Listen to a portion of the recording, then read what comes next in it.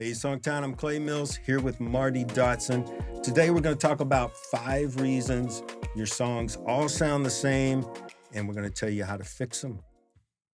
Come on, you want to kick us off? Or you Yeah, want me to? even though I'm curious about your guitar, but I'm curious what you're going to do there with it.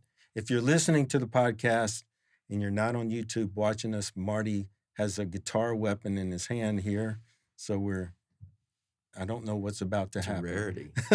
I'll start it off. So, grooves. Okay. I have this theory that when we start writing songs, we're at an instrument, whether it's piano or guitar, or if you're building tracks, and you kind of are emulating the people you really love. I mean, for me, that's why I wanted to do music.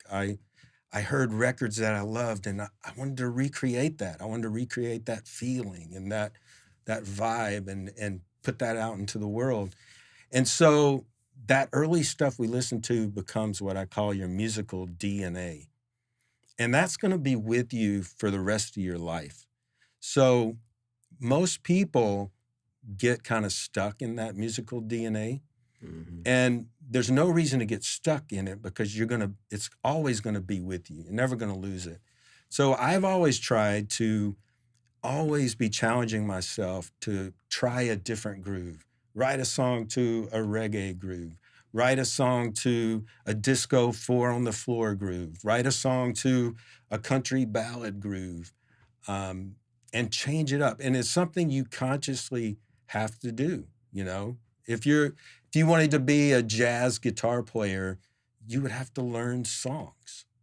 So I'm always challenging myself to sit down every week. I try to learn a new song, and that's going to show me new chords. It's going to show me new rhythms, different melodic phrasing. Probably until my dying days, which I hope is not anytime soon, I'm going to be learning new songs constantly. That's commendable. It means you're growing. I'm growing. I'm trying.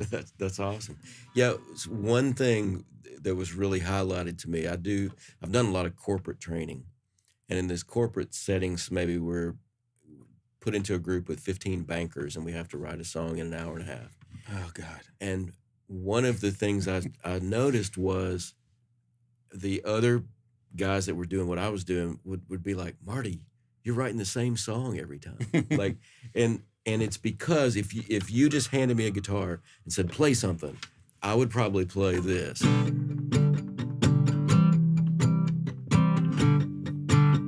That's your internal groove. That's my internal groove. And so I was in those pressurized situations, I was writing that groove. Reverting back to what you're most comfortable with. Yeah, exactly. But the phrasing sounded so much similar, in between all these songs. There were different topics, but it was that same groove and kind of my same phrasing and all that kind of stuff. And it can be easy to fall into that pattern with whatever you write, Yeah, So, and especially when you're feeling like rushed in a situation like that, I can equate that to jumping on a bus with an artist and you got to write a song that afternoon as they're driving from Kentucky to Chicago, and you've got a couple hours to write a song, and you don't want to let the artist down, so you got to come up with something.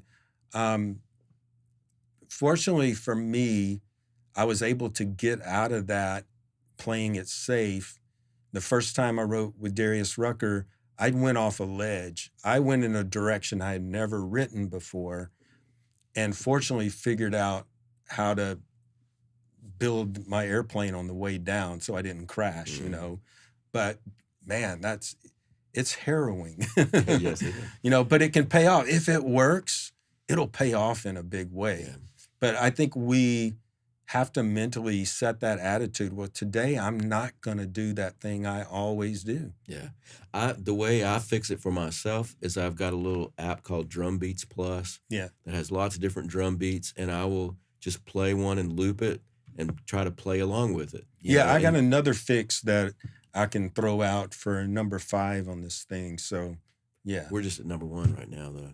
Well, get a move on. But so I use different drum beats, but I also do your technique of I will pick a song that I like and I'll pick just a small portion of it, and I'll look up what chords are they playing, and I'll learn that rhythm and go, okay, how can I use that little piece of something Yeah. in a song? So, number 2, we ready to move on? Yeah. Number 2 is the same lyric tricks. I worked with an artist one time, and his lyric trick was everything had to be opposite. So if he said up, he was going to say down. Yeah. If he said right, he's going to say left or wrong, And it was just like crazy predictable. So every line was like, nobody in his right mind would have left her. Yes. And he defaulted And to I need that. a good woman bad. Exactly. and so it can be easy to find a lyric trick that we like. Yeah. But then we just go all in on it, to where, and the same thing happens with cleverness. So I'll mentor people sometimes, and every title has to be clever. It has to have some wordplay or some little trick that's going on. And so I think just being conscious of trying out some new things. So when you hear a song and they do something you've never done lyrically, try that. So maybe it's a different placement of the hook. So maybe they use the hook in the beginning of the verse and then the ending of the chorus, but it's just something you haven't done. Make a note of that and try that out. See if you can bring in a new tool into your toolbox and not default to those same lyric tricks. Yeah. Awesome. What's number 3? Same themes. And we see this a lot in SongTown, that somebody will have success. They'll get a buzz about one of their songs that was about a certain subject, and then they just get locked into it. I think I've been guilty of that. I had a run of like love songs. So then I started like, that's what I'm going to focus on. It's real easy to do. Yeah. And so I think we have to also, just like with our grooves, we have to tackle a lot of subjects, hard subjects. There's some songs that you're not going to be able to sit down in a day and write. It really needs some thought put into it. And then there's other songs that, I don't have anything more to add anymore. No, I agree. I think for me, it's easy to sit down and write a love song. I love my wife, and I'm in a happy place, my relationship, and I can do that easily. What's harder for me sometimes is to tackle a subject that is more painful to me, maybe. Yeah. I grew up with a dad who was a drug addict, and so sometimes writing songs around those themes are more difficult, but there's still some things that I have a unique point of view on and I could speak to.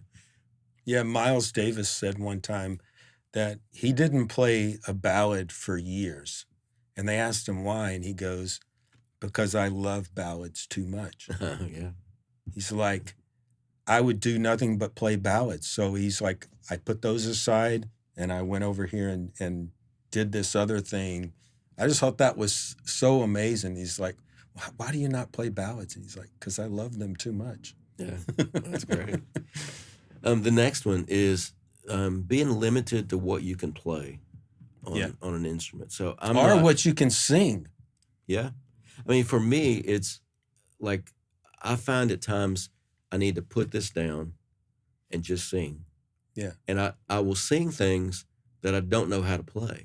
Right. And then I can go back and figure out, okay, what chords work with that. And so I kind of bring my guitar in later after I have found a melody that I like to sing and I feel like it's a great melody. And that's been really helpful to me because in the beginning, I thought I had to be able to play everything. Yeah. And so if I sang something I couldn't figure it out, I just dropped it, even though it might have been better. Yeah, or you co-write with somebody that plays great at an instrument. A lot of people say to me when I'm critiquing their songs, I'll go, okay, your verse and your chorus, the melody is all in the same register. So by the time you hear an entire song, there's no rise and fall. It's just all one flat line across the entire song. And they're like, yeah, but I can't sing higher for the chorus. I don't have that kind of voice. It doesn't sound good when I sing up higher. And the first fix is we'll start lower. Okay, well, maybe I don't sing so great low. So here, if you're a writer and you're not an artist, who cares if it sounds good or bad? You need to write the song write a great song. And then later you can have a singer that maybe can hit those notes, sing it for you. God forbid you go onto Jammable and put an AI voice on your song. But I mean, I get it. You want to sound good when you're writing, and you want to play somebody your song, and you do a recording, and you're like, well, I don't sound good when I go up high, or I don't sound good when I hold notes out for a long time. But your song needs a long note there. You know, it's missing it. So you have to get comfortable with, I'm just going to sing that long note. It's going to suck, but later I'll get somebody that can sing it great. And now you have a great song and you put a good singer on it. But don't let your limitations, you know, limit the song. Yeah, exactly.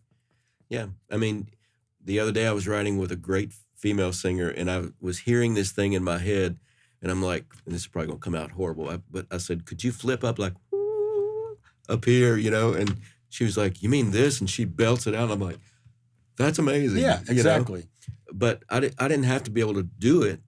You know, I just had to be able to describe it to her and kind of approximate it, you know? I think sometimes we're too perfectionistic, and we really do limit ourselves by what we can play or what we can sing. Yeah. What's number 5? Last but not least, I would say getting locked into just playing the same instrument all the time. When I lived in New York, I mostly played keyboards, and I moved to Nashville, and for 5 years, all I did was play guitar because I thought, well, it's Nashville. People play guitar here, you know? It's like there's not that much piano going on. And for 5 years, I stuck to that instrument. And then one day, I just said, to heck with it, wrote a song on piano, and it became my first cut that I got on a major artist, a Trisha Yearwood song. Totally wrote it on piano. And I started the melody out on guitar. And I just wasn't feeling it, and there was a piano in the room, so I just went over the piano, and then all of a sudden, I could hear where to go in the chorus.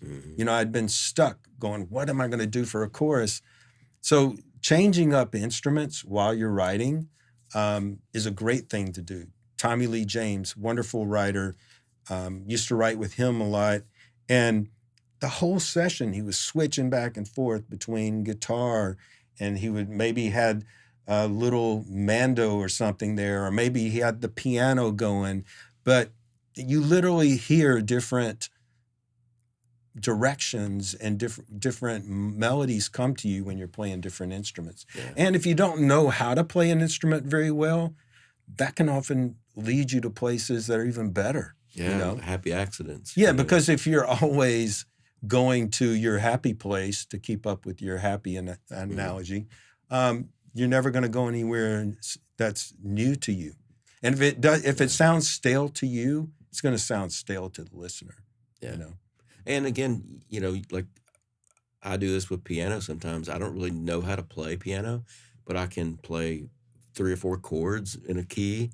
And so I'll just experiment, you know, if I hold that chord out and sing something over it, and it's just a whole different headspace than it would be on guitar. Yeah. All right. Hope that helps. See y'all later. Right on. Hey, thanks for watching. If you appreciate the content, hit the subscribe button and help us grow. Shout out to Sweetwater Music. It's where Marty and I get all our musical gear. Great people. We'll see you guys around town. Right on.